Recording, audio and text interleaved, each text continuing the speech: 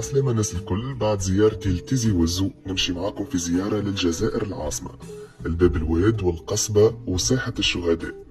هي بلاد مزيانة برشا وأهلها يفرحوا بالضيف. هنا مع صاحبي محمد اللي هزني لساحة الأمير عبد القادر. في ساحة الأمير عبد القادر غادي وين شفت حركية والناس كيفاش تقضي وتمشي، حاجة تعمل الكيف.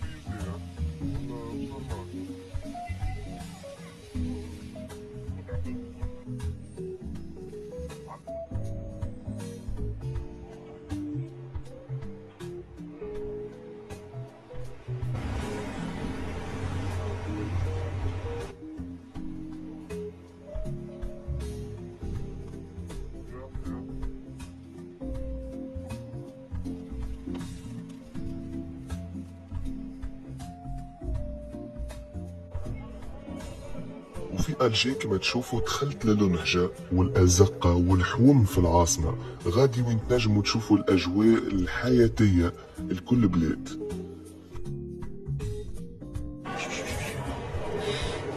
وهنا حسب ما فهمت جاو يحفروا على بلاصة باش يعملوها مترو، لكن لقاو حي من العهد العثماني تحت الأرض في القصبة السفلى.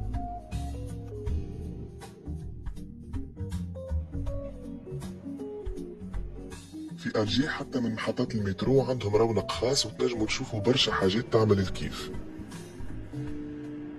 خذينا المترو واستدعاني حما على فطور بنين برشا، وبالطبيعة الهريسة ديما حاضرة معايا، ملاباش تونسي.